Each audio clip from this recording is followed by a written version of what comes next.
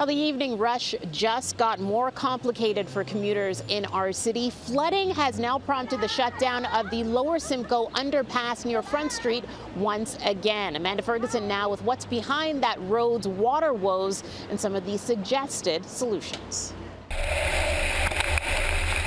The car could seize up, so I'm very, very concerned about that. Cars taking the cautious approach earlier today after a rise in water levels overnight had the underpass looking more like a lake. Have you seen it flooded before? Many times.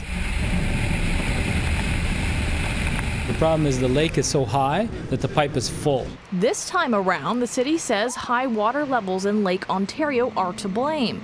Combine that with the fact the road is lower than pre-existing pipes in the area. This underpass has had a watery reputation for years, despite its redesign in 2009.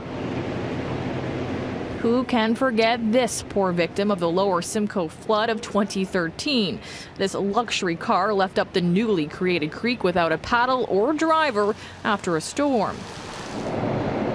Since 2010, Lower Simcoe has flooded 5 times in just 3 years. A permanent fix would be extremely expensive.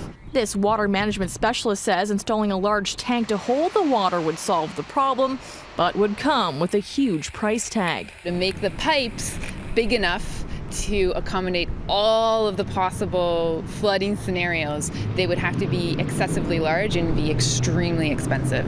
The city, however, thinks it's found a cheaper alternative by installing a permanent pump. There are some costs, and it could be tens of thousands of dollars to do a pumping configuration, but then you'll have ongoing operation and maintenance costs. Admittedly, just a drop in the bucket compared to the costly basin solution. And while the city designs a permanent pump, it's having staff temporarily pump out the underpass to keep cars moving rather than sinking. Amanda Ferguson, City News.